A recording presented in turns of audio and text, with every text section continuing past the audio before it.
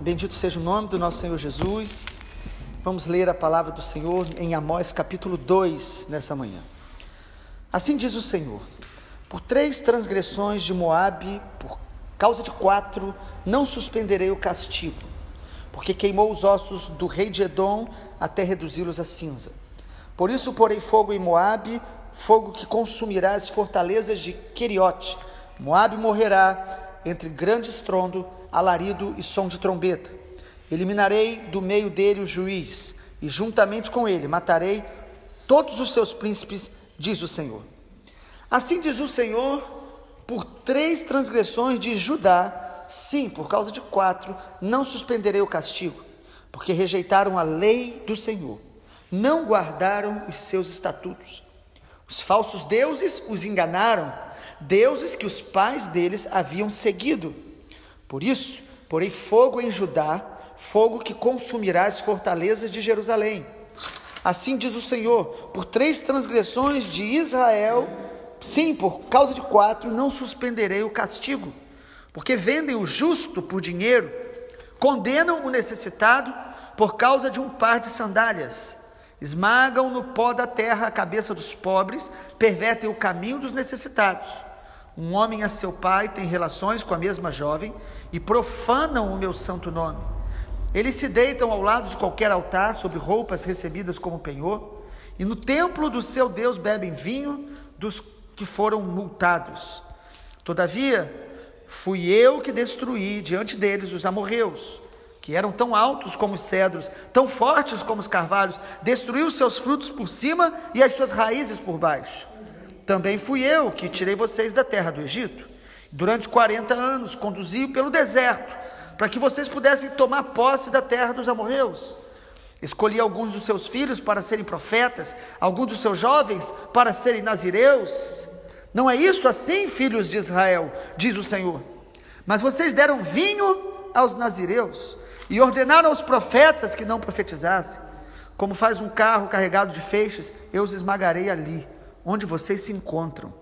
Os mais ágeis não encontrarão refúgio, os fortes não poderão usar força, os valentes não conseguirão salvar a sua vida, os que manejam o arco não resistirão, os mais velozes não conseguirão fugir, e os que vão montados a cavalo não conseguirão salvar a sua vida. Até mesmo os mais corajosos entre os valentes fugirão nus naquele dia, diz o Senhor. Dando continuidade às profecias do profeta Amós, o Espírito do Senhor falando com ele, mais ou menos 800 anos antes de Cristo. Essa profecia foi dada num tempo onde Israel e Judá estavam vivendo um tempo de prosperidade, de bênçãos, de alegria. A nação estava aparentemente muito bem, mas Deus estava de olho no pecado da nação, nas transgressões que estavam entristecendo o coração de Deus, contaminando a terra, e estavam atraindo o juízo de Deus que viria no tempo oportuno.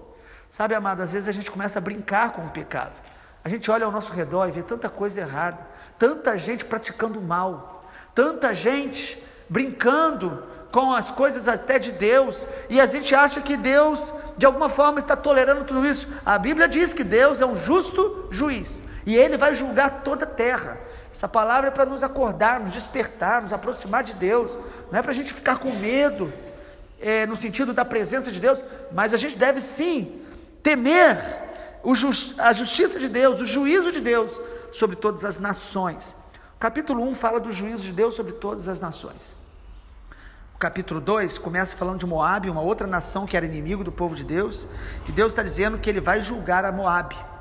Mas no capítulo 2, Deus traz palavras sobre o seu povo, Judá e Israel.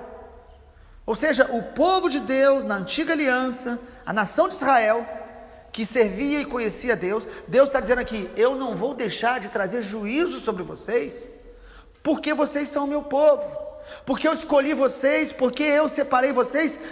Eu não vou deixar de trazer juízo se vocês continuarem a viver no pecado, continuarem a viver na desobediência. O pecado, a desobediência só vai nos distraindo, só vai nos afastando, só vai nos ferindo, só vai nos destruindo. O pecado, ele na verdade, ele é autodestruidor. Quando Deus diz em sua palavra para a gente fugir de todo tipo de pecado, da gente viver uma vida de obediência a Ele, Deus está pensando no nome dEle sendo glorificado, e está pensando em nosso bem, como um pai e uma mãe que querem o melhor dos seus filhos, e falam para eles o que é certo e errado, para que eles não venham a sofrer as consequências de decisões erradas.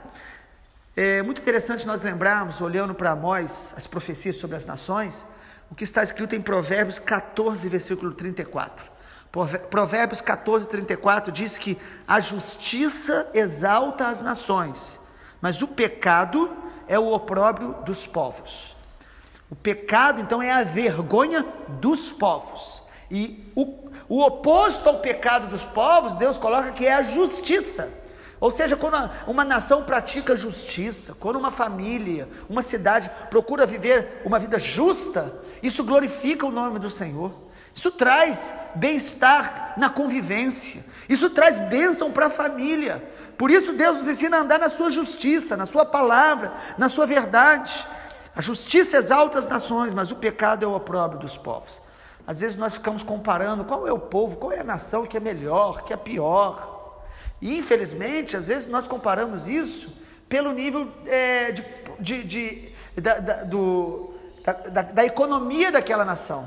Nós achamos que as nações que têm uma economia mais próspera, mais recursos, a gente acha que essas nações são as melhores. E aí a gente percebe que, na verdade, as nações tendem a praticar o mal de várias maneiras. E então, o que mais destrói os povos, na verdade, não é só uma tendência política, não é só uma maneira de administrar, mas o que destrói as nações, destrói o indivíduo, destrói a família, é o coração maligno que nós temos. O coração mau é que leva a gente a praticar o mal. A Bíblia diz que o coração do homem é enganoso. Todos nós temos um coração que pode nos enganar e nos levar ao mal. Por isso a Bíblia diz, Deus diz: filho, dê-me o teu coração, porque dele procedem as fontes da vida. Quando Amós está aqui alertando as nações, e aqui a Israel, o povo de Deus também, ele está mostrando que o propósito de Deus é que a gente viva uma vida justa na sua presença, uma vida de integridade, uma vida que glorifique o nome dele. E será que é possível viver assim num mundo tão perdido como está? Não só é possível, como é o chamado de Deus. Deus chama a gente a ser luz no meio das trevas. Deus chama a gente a ser honesto no meio de cidades e nações que praticam desonestidade todo o tempo. Deus nos chama para falar a verdade no meio das pessoas que hoje se acostumaram a falar a mentira e mentem para alcançar os seus objetivos. As nações fazem isso, mas pessoas também fazem isso. E o que Deus está falando no capítulo 2 de Amós é: eu trarei juízo sobre toda prática pecaminosa, sobre toda desobediência, sobre toda injustiça. E aqui, quando Deus está fazendo isso, é para trazer arrependimento. Quando você ouve uma palavra como essa, o propósito de Deus é gerar em nós humildade, arrependimento, aproximação dEle, dependência dEle, conserto com Deus. O que Deus espera da gente é isso. Ele não está avisando o juízo para que você se desespere e ache que não tem mais jeito, porque você pecou. Todos nós pecamos. O que Deus quer é que todos os dias a gente esteja diante dEle para sermos purificados, aperfeiçoados, transformados, quebrantados. O que Deus espera de nós é um coração humilde. Sabe, amado, o que mais chama a atenção da gente no capítulo 2 é o juízo de Deus sobre o seu povo. Às vezes a gente pensa o seguinte: se eu conheço a palavra de Deus, se eu creio em Jesus, se eu participo da igreja, então Deus de alguma forma vai me proteger de uma maneira especial. Deus vai permitir que eu viva como eu quiser. Deus vai tolerar os meus erros, até porque tem gente que faz coisas tão piores. Amado, essa é a realidade da maioria das pessoas, porque o nosso coração enganoso fala isso pra gente. Por isso que na história da humanidade, pessoas que usaram o nome de Deus, o nome de Jesus, fizeram grandes atrocidades. Por isso, na história bíblica, a gente vê pessoas que conheciam a palavra, o povo de Israel, no Novo Testamento, fariseus, saduceus, que faziam coisas aparentemente maravilhosas com respeito à religião, mas que Jesus os reprovou porque o coração deles estava longe de Deus. O chamado capítulo 2 é que o povo de Deus se arrependa, que o povo de Deus acorde, que aqueles que querem andar com Deus levem a sério a vida com Deus, sejam íntegros, sejam verdadeiros, sejam quebrantados, sejam justos. Deus aqui está mostrando o seguinte: Judá e Israel, as duas tribos aí, no capítulo 2 de Amós, Judá e Israel, eu vou castigar as transgressões, a desobediência que vocês praticaram. Os irmãos perceberam que a linguagem de Amós é uma linguagem, é uma forma de escrever para ressaltar uma verdade. Ele fala, por 3 transgressões, sim, por causa de 4. Na verdade, ele fala de uma transgressão, mas é uma maneira de falar assim, ó, este pecado seu levou você a muitos outros pecados. Por causa do acúmulo do pecado na vida de vocês é que eu trago juízo. Sabe, amado, Deus é muito misericordioso conosco, com todos nós. Mas o acúmulo do pecado, a teimosia, a obstinação, o permanecer no erro, no engano, é isso que vai atraindo o juízo de Deus sobre a nossa vida. Deus é justo, e a justiça dele é a manifestação do seu amor sobre nós também. E é interessante que por que Deus está aqui exortando o seu povo? Por que Deus está falando para o seu povo que o juízo viria sobre eles? Porque o propósito de Deus, amado, é que o seu povo seja um povo obediente à palavra dele, para servir de testemunha para todos os povos. Isso é o propósito de Deus.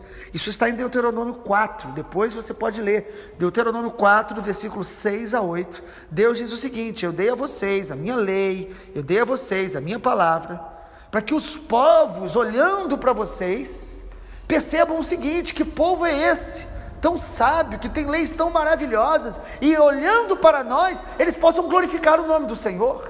Nós estamos numa nação onde o Brasil, a gente acaba sendo conhecido às vezes, o brasileiro sendo às vezes rotulado como um povo que tem um jeitinho brasileiro para resolver as coisas, como um povo que ultrapassa, um povo que não é confiável. Sabe, amado, infelizmente essa é a realidade, muitas vezes, da cultura brasileira.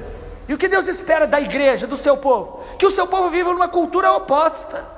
Infelizmente, às vezes nós vamos ver em nós, povo de Deus, as mesmas práticas do mundo, mesmo usando o nome de Jesus, mas às vezes nós estamos buscando os nossos próprios interesses, querendo enganar pessoas, passar o outro para trás, e achar que Deus está nos abençoando, sendo que a gente está fazendo aquilo que Deus reprova. Por isso a palavra de Amós é tão atual para hoje.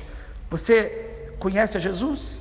Você conhece a palavra de Deus? Deus está dizendo para você e para mim nessa manhã: se conserte, ande na minha presença, ande na minha palavra.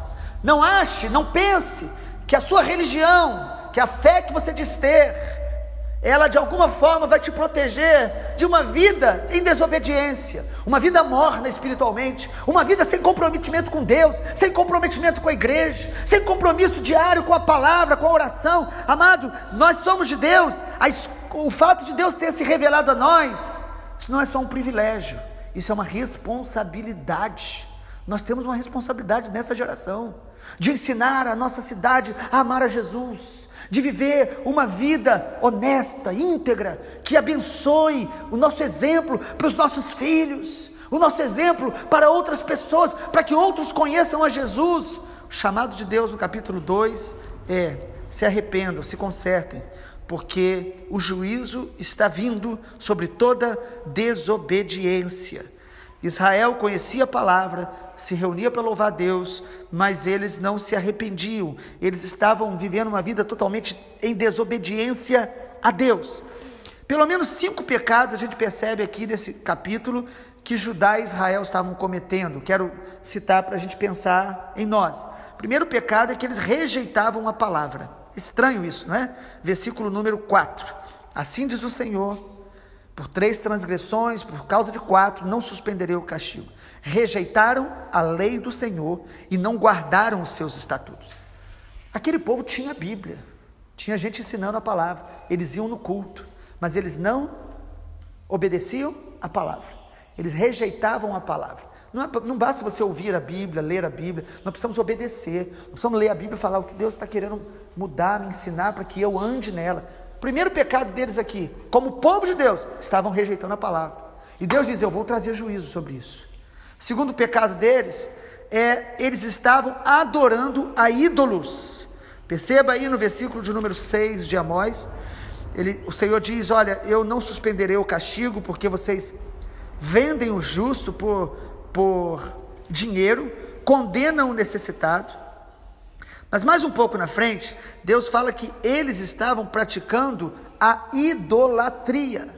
É estranho falar disso para o povo de Israel, um povo que aprendeu que só o Senhor é Deus, que só Yahvé é digno de todo louvor, de toda glória, de toda honra.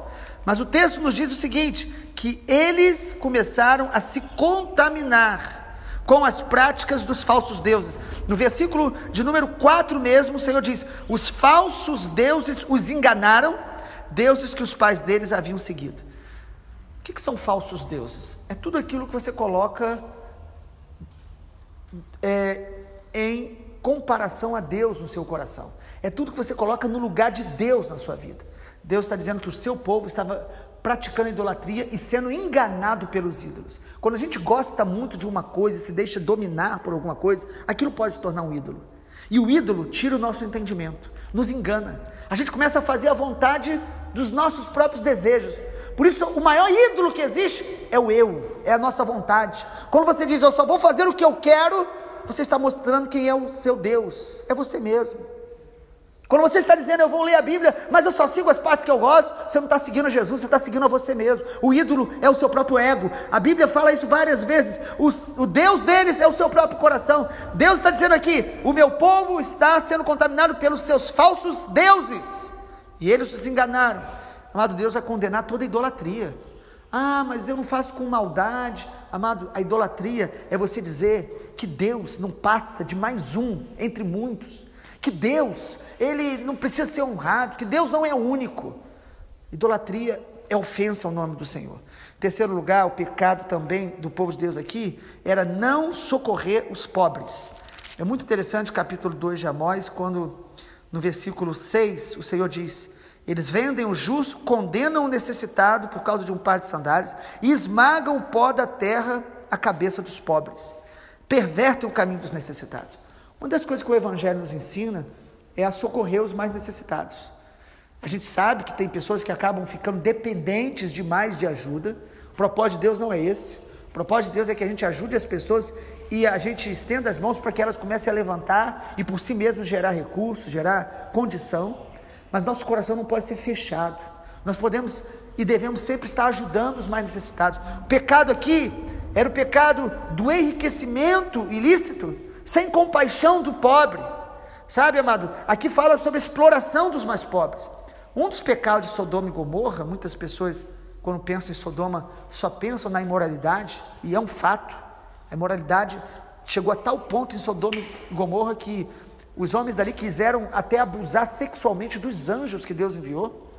Mas a Bíblia diz lá em Ezequiel, no capítulo 16, versículo 49 em diante, que os pecados de Sodoma e Gomorra envolviam soberba, ociosidade, sabe? Pessoa que não faz nada e fica com a mente vazia o dia todo. E outro pecado ali é que eles não socorriam os pobres. Eles tinham fartura de pão, excesso, sabe, de desperdício, mas não socorriam, não ajudavam o necessitado. Amado Deus, Ele vai nos colocar diante de pessoas que precisam de ajuda. Ah, mas eu estou precisando de ajuda. Às vezes, quando a gente ajuda as pessoas, Deus vai tratando de áreas do nosso coração, Deus vai nos libertando do nosso egoísmo. Tem coisas que Deus cura na gente quando a gente estende a mão para abençoar outras pessoas, quando a gente tira os olhos só dos nossos próprios problemas. Então, Amós vai nos mostrar aqui que outro pecado de Israel nesse tempo era a falta de preocupação, o desinteresse, a indiferença aos que estavam sofrendo perto deles. A Bíblia diz que a religião pura é socorrer os órfãos, as viúvas nas suas necessidades, ajudar as pessoas, é parte do Evangelho. Nós não somos salvos pelas obras, nós somos salvos pela graça, mas a salvação, a graça de Deus nos torna generosos e nos torna pessoas solidárias, altruístas, que pensam em estender as mãos. Nós não podemos ajudar a todo mundo, mas nós temos que ter uma rede de relacionamento que a gente sempre esteja cooperando para diminuir a desigualdade, para poder distribuir aquilo que Deus tem nos dado, para que não seja apenas para nós mesmos. O pecado de Israel e de Judá, não socorriam os pobres. O quarto pecado aqui que Deus diz que vai julgar é o pecado da imoralidade. O texto fala aí de um homem tendo relação com a mesma jovem que o seu pai está tendo. Sabe, amado, como que o pecado da imoralidade, ele vai levando os homens a coisas cada dia mais assustadoras, porque a imoralidade, ela não traz prazer, a imoralidade traz escravidão.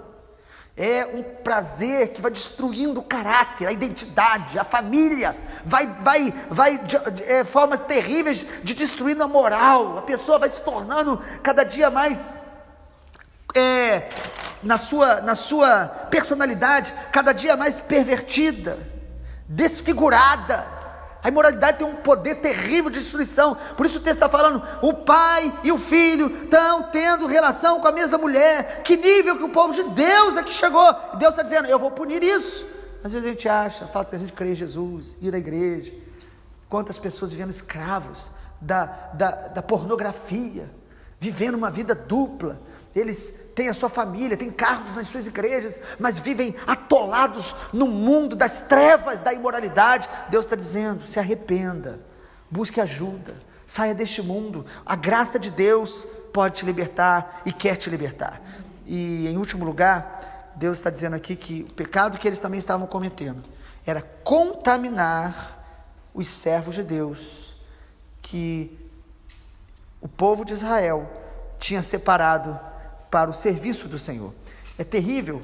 O versículo 11 diz, eu escolhi alguns entre vocês para serem profetas, alguns jovens para serem nazireus. E o que vocês fizeram? Versículo 12, vocês deram vinho aos nazireus e ordenaram aos profetas que não profetizassem. Sabe o que Deus está dizendo aqui? Nós podemos estar pecando, contaminando nossos jovens, expondo as nossas crianças a internet, a televisão, deixando eles acessarem a tudo que esse mundo está apresentando, não cuidando deles, não protegendo eles. O texto está dizendo sobre isso. Aqueles que Deus tinha separado para serem nazireus, Deus separou, mas nós precisamos ajudá-los, incentivá-los a viver uma vida pura, incentivar a viver em santidade. Às vezes nós não queremos corrigir e dizer, olha, isso está errado, isso aí é idolatria, esse desenho, esse filme vai te contaminar. O texto está dizendo, vocês contaminaram e ainda proibiram os profetas. Quando a gente não quer ouvir a voz de Deus, nós estamos proibindo as pessoas de profetizar, nós fechamos o coração, nós falamos que as pessoas estão sendo muito duras. Amado, Israel e Judá estavam contaminando até os servos de Deus. E Deus está dizendo aqui, eu vou julgar a minha casa. Amado, a Bíblia diz que o julgamento começa na casa de Deus. Essa palavra de Amós é um alerta para nós. É para que a gente tenha um coração mais quebrantado, para que a gente possa pedir a Deus mais temor, para que a gente possa levar a sério comprometimento com Deus. Quem sabe nessa manhã, eu e você devemos nos arrepender mais, nos santificar mais. A Bíblia diz que no final dos tempos, o ímpio vai se sujar mais, mas o santo vai se santificar mais. Vamos orar para que o Senhor possa nos ajudar. E não pense você que você vai fugir do juízo de Deus. A partir do versículo 13 até o 16 de Amós 2, Deus está dizendo, os mais ágeis não vão fugir, os mais fortes não vão conseguir prevalecer, os mais corajosos, eles vão fugir diante do Senhor. Não tem dinheiro, não tem capacidade intelectual, não tem argumento que vai nos fazer fugir do juízo de Deus. Nós precisamos nos arrepender. Vamos orar por isso? Pai, obrigado, porque a tua palavra é amorosa. Mesmo quando ela fala do teu juízo, ela fala para que a gente tenha um coração quebrantado, humilde, se arrependa do mal, para que a gente possa se comprometer mais ainda com a tua palavra, com a tua vontade, com a tua santidade. Pai, nós oramos para que nós sejamos teu povo, mas um povo que leva a sério a tua palavra, que nós não venhamos a nos esconder por trás da fé que professamos, dos templos que nós nos reunimos neles, Pai, até mesmo dos dons que o Senhor nos dá. Nada disso nos justifica. O que nos justifica diante do Senhor é o sangue de Jesus, e o sangue de Jesus, ele cobre o coração que se quebranta, que se arrepende, que depende da tua graça todos os dias. Pai, tem misericórdia de nós e do teu povo em nossa nação, e torna a tua igreja, torna o teu povo, levanta o teu povo, remanescente do Senhor, para, vivendo a tua palavra, servir de exemplo para as nações, para que o teu nome seja exaltado. Nós oramos assim no nome do Senhor Jesus. Amém, Senhor.